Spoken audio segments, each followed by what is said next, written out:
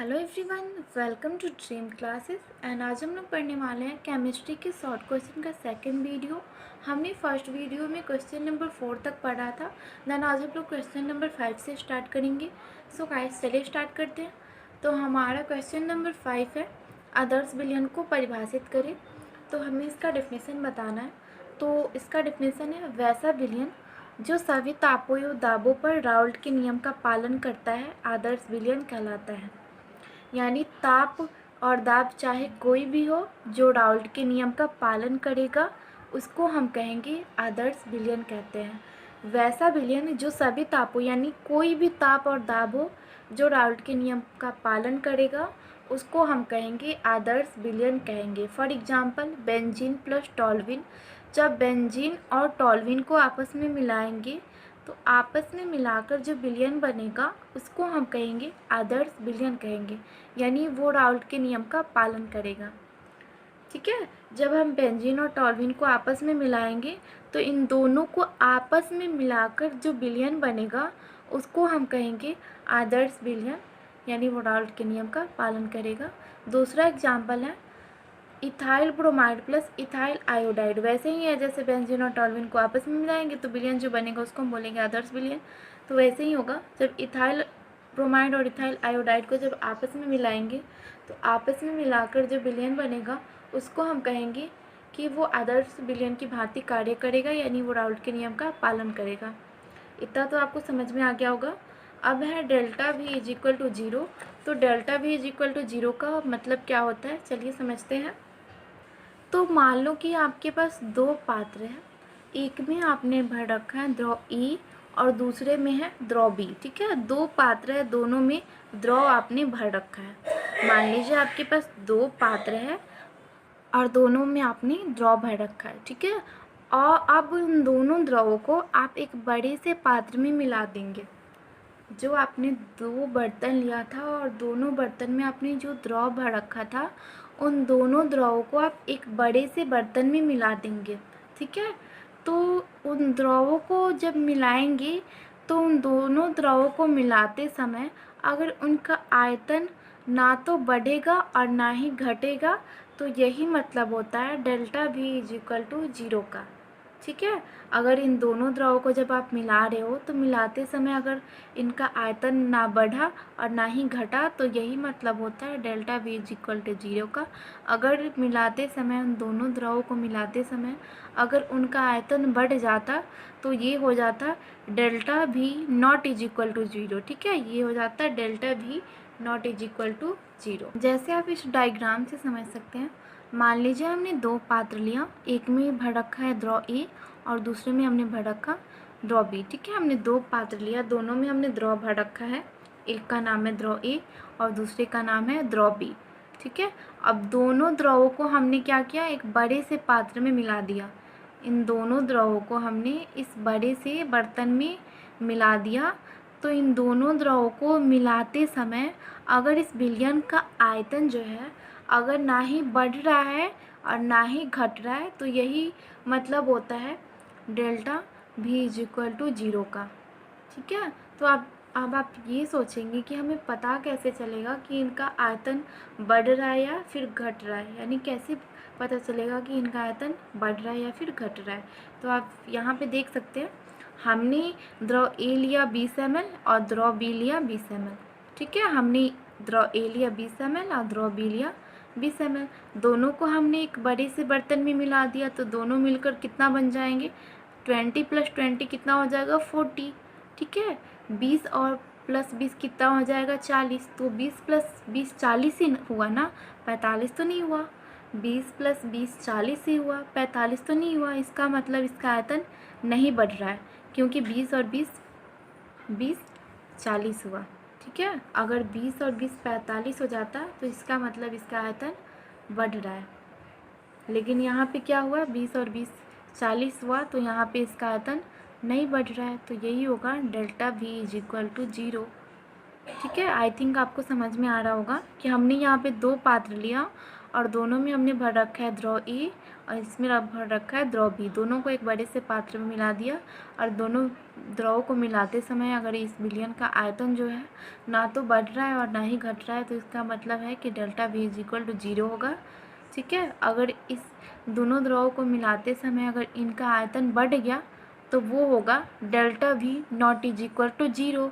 लेकिन हमें देखना क्या है, हमें तो देखना है delta V is equal to 0 देखना है। तो हम लेंगे द्रव A लेंगे 20 ml और द्रव B लेंगे 20 ml। दोनों को हम एक बड़े से बर्तन में मिला देंगे तो दोनों द्रव मिलकर कितना हो जाएगा, 40 ml हो गया। ठीक है, दोनों द्रव मिलकर अगर 40 ml हो गया तो इसका मतलब इसका आयतन नहीं बढ़ रहा है। अगर दोनों द्रव मिलकर यहाँ पे 45 ml हो जाता तो इसका मतलब यहाँ पे इसका आयतन बढ़ रहा है। तो यहाँ पे इसका आयतन नहीं बढ़ रहा है तो होगा delta V is equal to 0।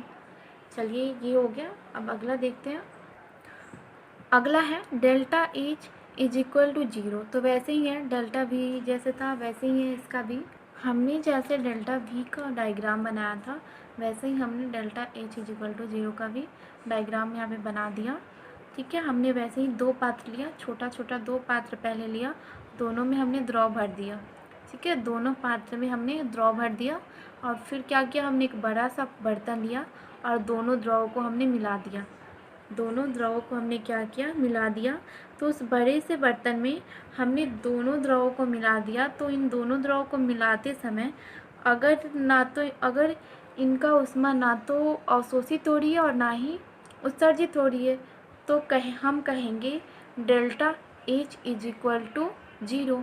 ठीक है, क्योंकि इन दोनों द्रवों को मिलाते समय ना तो ऊष्मा अवशोषित हुई और ना ही ऊष्मा उत्सर्जित हुई, ना तो ऊष्मा निकली और ना ही ऊष्मा अवशोषित हुई। ठीक है, जैसे आप मान लो कि इसका हमने रखा ताप 25 डिग्री सेल्सियस और इसका भी रखा ताप 25 डिग्री सेल्सियस। ठीक है, दोनों का ताप हमने 25 डिग्री सेल्सियस रखा और दोनों द्रवों को इस बड़े से पात्र में मिला दिया। तो दोनों द्रवों को मिलाते समय अगर इसका ताप भी, इस बड़े से बर्तन का ताप भी अगर 25 डिग्री सेल्सियस ताप ही है तो इसका मतलब यहाँ पे ना तो ऊष्मा अवशोषित हो रही है और ना ही ऊष्मा उत्सर्जित हो रही है, ना तो यहाँ पे ऊष्मा निकली और ना ही ऊष्मा अवशोषित हुई। ठीक है, यानी इसका ताप कितना है, 25 डिग्री सेल्सियस ताप रखा हमने, इसका भी 25 डिग्री। ठीक है, दोनों को हमने इस बड़े से बर्तन में मिला दिया। इन दोनों द्रवों को आपस में मिलाते समय अगर इस बर्तन का, इस विलयन का ताप भी अगर 25 डिग्री सेल्सियस ताप ही है तो इसका मतलब यहाँ पे ना तो ऊष्मा अवशोषित हुई और ना ही ऊष्मा उत्सर्जित हुई। तो वो हम उसको कहेंगे delta H is equal to 0। ठीक है, तो चलिए अब अगला टॉपिक देखते हैं। क्वेश्चन नंबर 6 है, अनुसंख्यक गुणधर्म क्या है। तो इसका डेफिनेशन है, किसी आदर्श या तनु विलयन का वैसा गुणधर्म जो विलयन में उपस्थित विलय के कणों की संख्या के आधार पर निर्भर करता है, अनुसंख्यक गुणधर्म पर कहलाता है। ठीक है, यानी किसी आदर्श या तनु विलयन का वैसा गुणधर्म जो विलयन में उपस्थित विलय के कणों, विलयन में एक तो विलायक होगा और दूसरा क्या होगा, विलय होगा। तो यहाँ पे किस पे निर्भर करता है, विलय के कणों की संख्या पे निर्भर करता है, उसको हम कहते हैं अनुसंख्यक गुणधर्म कहते हैं। यानी किसी आदर्श या तनु विलयन का वैसा गुणधर्म जो विलयन में उपस्थित किस पे निर्भर करेगा, विलय के कणों की संख्या पे निर्भर करेगा, उसको हम कहेंगे अनुसंख्यक गुणधर्म कहेंगे। तो ये बहुत ही ईजी सा टॉपिक है, बस आपको इतना ही ध्यान रखना है कि किस पे निर्भर करता है, विलय के कणों की संख्या पे निर्भर करता है अनुसंख्यक गुणधर्म में, उसको हम कहते हैं अनुसंख्यक गुणधर्म कहते हैं। चलिए अब नेक्स्ट देखते हैं। द नेक्स्ट टॉपिक है क्वेश्चन नंबर 7 है, मानक इलेक्ट्रोड क्या है। चलिए इसको देखते हैं। तो इसका डेफिनेशन है, जब किसी धातु की छड़ को 1 एटीएम दाब तथा 25 डिग्री सेल्सियस ताप पर 1 मोलर सांद्रता पर उसी धातु के लवण की विलयन में डुबाया जाता है तो धातु की सतह पर जो विभव उत्पन्न होता है उसे हम कहते हैं मानक इलेक्ट्रोड विभव कहते हैं। यानी मान लीजिए कोई धातु की छड़ है और धातु की छड़ को हम 1 एटीएम दाब पर तथा 25 डिग्री सेल्सियस ताप पर 1 मोलर सांद्रता पर उसी धातु की लवण की विलयन में डुबाते हैं तो धातु की सतह पर डुबाने पर जो धातु की सतह पर विभव उत्पन्न होगा उसको हम कहेंगे मानक इलेक्ट्रोड विभव कहेंगे। तो हम यहाँ पे समझने के लिए एक डायग्राम बना दिया हमने, ठीक है। तो मान लीजिए कि आपके पास कोई बर्तन है, मान लीजिए आपके पास कोई बर्तन है और आपने एक धातु की छड़ को उसके विलयन के लवण में डुबा रखा है। ये धातु की छड़ है, ये जो आपको दिख रहा होगा ये धातु की छड़ है, और इस धातु की छड़ को उसके लवण के विलयन में आपने डुबा रखा है, उस विलयन के लवण में आपने डुबा दिया। तो इसके ऊपर क्या लग रहा है, इसके ऊपर एक वायुमंडलीय दाब लग रहा है, इसके ऊपर, इस विलयन के ऊपर एक वायुमंडलीय दाब लग रहा है, यानी यहाँ जो दाब लग रहा है वो एक वायुमंडलीय दाब लग रहा है। यदि इस विलयन पर लगने वाला दाब एक एटीएम यानी एक वायुमंडलीय है और इस विलयन का ताप 25 डिग्री सेल्सियस है और इस विलयन का मोलर सांद्रता 1 मोलर है, तो उस समय अगर इन तीनों बातों को ध्यान में रखें, यानी तीनों बातों को हम बना कर रखें, तो आप देखोगे कि इनकी सतह पर जो विभव या विभवांतर उत्पन्न होगा उसको हम कहेंगे मानक इलेक्ट्रोड विभव कहेंगे, ठीक है। यानी इसके ऊपर क्या लग रहा है, दाब लग रहा है और इसका ताप कितना है 25 डिग्री सेल्सियस है, और मोलर कितना है, मोलर सांद्रता कितना है 1 है, ठीक है।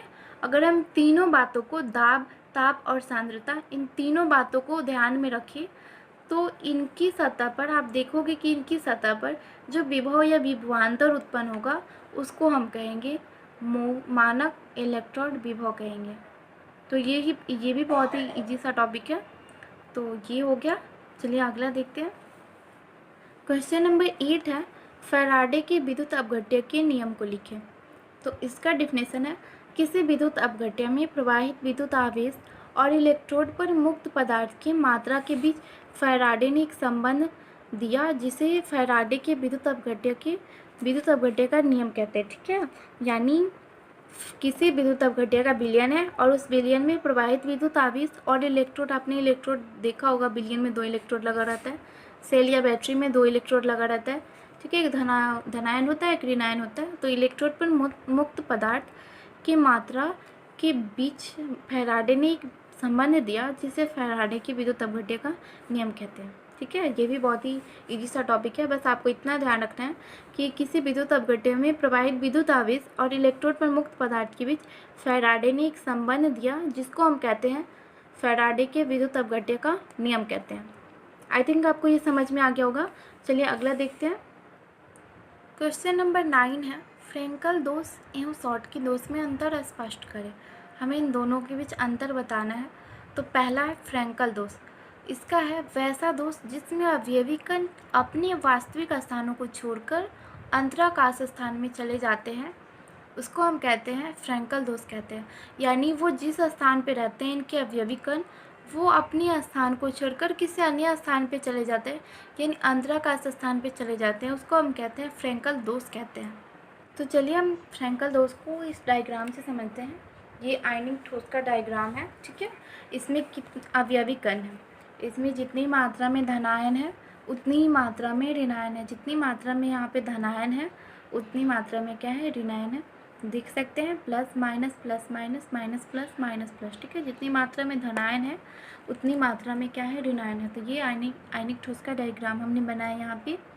तो फ्रेंकल दोष क्या है कि वैसा दोष जिसमें अवयवी कण, ये अवयवी कण है, ठीक है, ये अवयवी कण अपने वास्तविक स्थान को छोड़कर अंतराकाश स्थान में विस्थापित हो जाते हैं, उसको हम फ्रेंकल दोष कहते हैं। तो मान लीजिए कि कोई भी अवयवी कण अपने वास्तविक स्थान को छोड़कर इस अंतराकाश स्थान में चले आते हैं, तो उसको हम कहते हैं फ्रेंकल दोष। मान लीजिए कि यहाँ जो धनायन है वो अपने स्थान को छोड़कर, मान लीजिए कि ये जो धनायन था वो अपने स्थान को छोड़कर, वास्तविक स्थान को छोड़कर यहाँ आ गया, ठीक है। ये जो धनायन था वो अपने वास्तविक स्थान को छोड़कर यहाँ पे अंतराकाश स्थान में चला आया, इसी को हम कहते हैं फ्रेंकल दोष कहते हैं। यानी ये है कि वैसा दोष जिसमें अवयवी कण, ये अवयवी कण थे, ठीक है, ये अवयवी कण है, अपने वास्तविक स्थान को छोड़कर अंतराकाश स्थान में चले जाते हैं, उसको हम फ्रेंकल दोष कहते हैं। तो यहाँ पे धनायन था तो अब धनायन ने अपना वास्तविक स्थान त्याग दिया और वो कहाँ चला गया, अंतराकाश स्थान में चला गया। तो हम इसी को कहते हैं फ्रैंकल दोष कहते हैं। चलिए अब देखते हैं शॉर्टकी दोष। शॉर्टकी दोष है वैसा दोष जिसमें धनायन तथा ऋणायन का एक या एक से अधिक जोड़ा गायब हो जाता है, शॉर्टकी दोष कहलाता है। यानी इसमें क्या था कि वो अपने वास्तविक स्थान को छोड़कर अंतराकाश स्थान में चले जाते हैं, उसको हम फ्रैंकल दोष कहते हैं। लेकिन इसमें क्या है कि धनायन तथा ऋणायन का एक या एक से अधिक जोड़ा गायब हो जाता है, यानी बाहर निकल जाता है, उसको हम कहते हैं शॉर्टकी दोष कहते हैं। यानी जितनी मात्रा में धनायन निकलेगा उतनी ही मात्रा में ऋणायन भी बाहर निकलेगा। तो चलिए इसको भी हम समझते हैं। जैसे आप इस डायग्राम से समझ सकते हैं, हमने शॉर्टकी दोष के लिए भी एक डायग्राम बनाया है। तो शॉर्टकी दोष में क्या कह रहा है कि वैसा दोष जिसमें धनायन तथा ऋणायन का एक या एक से अधिक जोड़ा गायब हो जाता है, उसको हम शॉर्टकी दोष कहते हैं, यानी वो बाहर निकल जाता है। तो यहाँ पे जितनी मात्रा में धनायन के कण निकलेंगे, अवयवी कण बाहर निकलेंगे, उतनी ही मात्रा में ऋणायन के भी अवयवी कण बाहर निकलेंगे। तो मान लीजिए धनायन के एक कण बाहर निकल गए, तो एक कण भी ऋणायन के निकल जाएंगे। यानी हमने एक कण क्या किया, धनायन का बाहर निकाल दिया, तो एक कण ऋणायन के भी निकल जाएंगे बाहर। ठीक है, तो यही है कि वैसा दोष जिसमें धनायन तथा ऋणायन का एक या एक से अधिक जोड़ा गायब हो जाता है, यानी बाहर निकल जाता है, उसको हम कहते हैं शॉर्टकी दोष कहते हैं। तो यहाँ पे जितनी मात्रा में धनायन बाहर निकला उतनी ही मात्रा में ऋणायन भी बाहर निकला।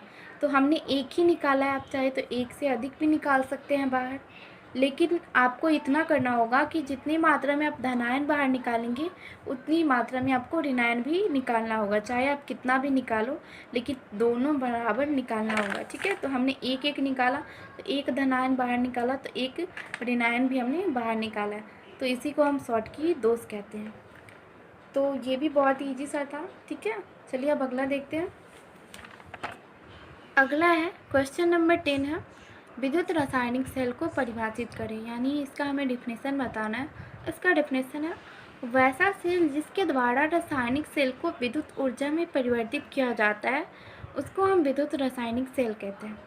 यानी वैसा सेल जो रासायनिक ऊर्जा से क्या हो जाता है, विद्युत ऊर्जा में कन्वर्ट हो जाता है, उसको हम कहते हैं रासायनिक सेल कहते हैं। इसको सर्वप्रथम गैल्वेनी और वोल्टा ने खोजा था। इन्हीं के नाम पर सेल की गैल्वेनी या वोल्टीय सेल भी कहा जाता है। यानी सर्वप्रथम किस वैज्ञानिक ने खोजा था, गैल्वेनी और वोल्टा ने खोजा था। तो उन्हीं वैज्ञानिक के नाम पर इनका नाम गैल्वेनी या वोल्टीय सेल नाम रख दिया गया। ठीक है, वैसा सेल जिसके द्वारा रासायनिक ऊर्जा को विद्युत ऊर्जा में बदला जाता है, उसको हम विद्युत रासायनिक सेल कहते हैं। इसको सर्वप्रथम गैल्वेनी और वोल्टा ने खोजा था, तो इसीलिए इसका नाम गैल्वेनी या वोल्टीय सेल कहा जाता है। उन्हीं के नाम पे इसका नाम गैल्वेनी और वोल्टीय सेल रख दिया गया। तो चलिए आज का वीडियो यहीं तक रहने देते हैं। आई थिंक आपको ये वीडियो अच्छा लगा होगा। चलिए मिलते हैं नेक्स्ट वीडियो में, तब तक के लिए बाय।